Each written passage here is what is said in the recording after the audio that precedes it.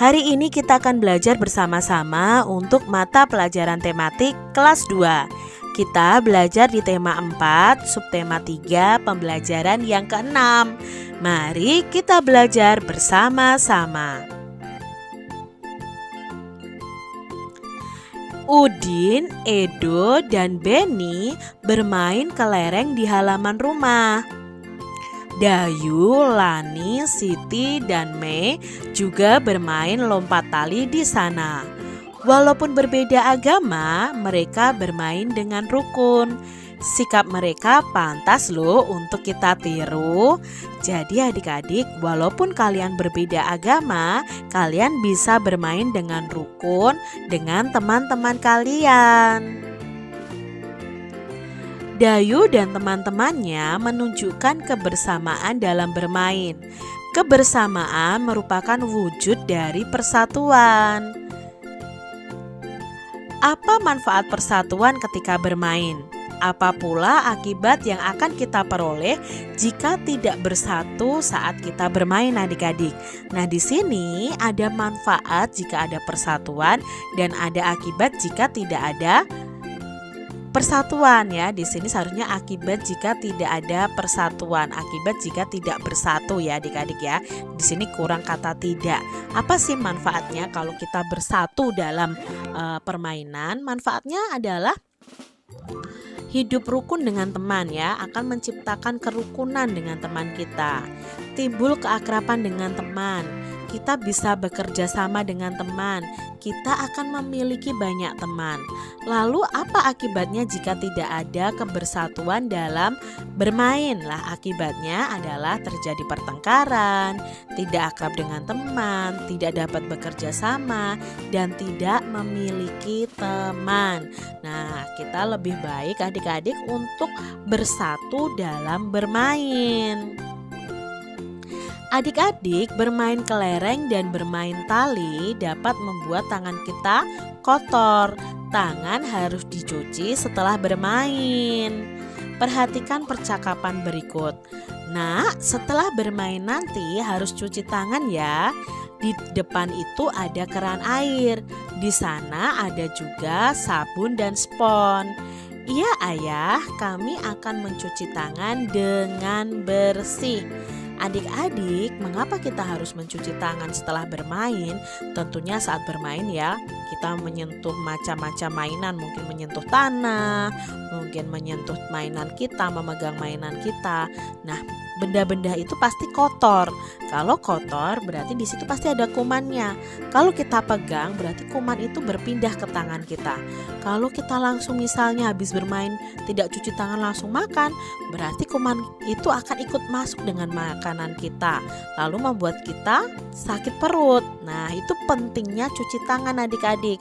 Apalagi di masa saat ini kita harus rajin-rajin cuci tangan. Kesehatan badan perlu dijaga. Menjaga kesehatan badan itu penting. Hal ini dilakukan agar terhindar dari penyakit. Penyakit akan mudah datang apabila kurang memperhatikan kesehatan badan. Jika badan sakit, semua kegiatan pasti akan terganggu adik-adik. Nafsu makan pun akan berkurang ya. Apakah kalian pernah sakit adik-adik? Nah, saat sakit ya kalian tidak bisa bermain, tidak bisa sekolah, tidak bisa kumpul bersama keluarga mungkin ya. Lalu nafsu makan kita juga berkurang. Banyak cara yang dapat dilakukan untuk menjaga kesehatan badan. Contohnya di sini kita harus mandi secara teratur. Kita dapat menggunakan sabun mandi agar lebih bersih, mencuci tangan sebelum makan, mencuci kaki sebelum tidur, menggosok gigi setelah makan dan sebelum tidur. Dan dengan demikian badan akan menjadi bersih dan sehat. Itu tadi cara menjaga kesehatan tubuh kita. Adik-adik, perhatikan gambar ini ya. Di sini ada 3 gambar cara menjaga kesehatan dan kebersihan tubuh kita. Caranya yang pertama apa? Mencuci tangan sebelum makan, setelah buang air besar, dan setelah melakukan aktivitas.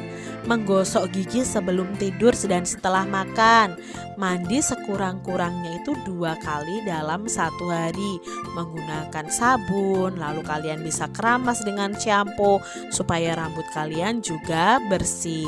Itu cara menjaga kesehatan badan kita. Apakah kalian sudah menjaga kesehatan badan kalian? Kak Citra berharap kalian menjaga kesehatan badan kalian ya, karena kalau sakit itu rasanya pasti tidak enak adik-adik. Nah, perhatikan gambar sabun dan spons. Gambar sabun dan spons ini berbentuk balok. Balok itu merupakan bangun ruang. Nah, bangun ini berbentuk prisma. Ya, prisma itu memiliki sisi atas atau sisi tutup atas, sisi tutup bawah, lalu ada 3 sisi tegaknya. Lalu di sini ada rusuk atau ruas garisnya, ada titik sudut. Pada pembelajaran sebelumnya kita sudah pelajari. Ini namanya limas adik-adik ya. Kalau di sini yang atas ini limas segi 4, kalau yang bawah ini limas segi 3. Nah, yang berwarna hijau ini adalah sisinya. Sisinya di sini ada 4 adik-adik ya. Lalu garisnya berupa rusuk, titik sudutnya ini ya seharusnya ya ke panahnya ke tanda ini. Ini namanya titik sudut.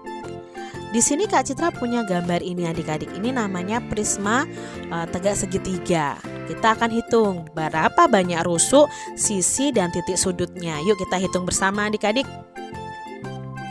Banyak rusuknya ada 1, 2, 3, 4, 5, 6, 7, 8, 9.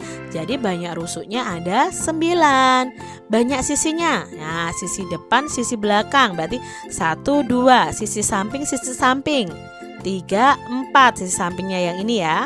Lalu sisi bawah 4, berarti sisi bawah tambah 1, 5 ya. Jadi sisinya ada 5. Titik sudutnya 1, 2, 3, 4, 5, 6, berarti ada 6.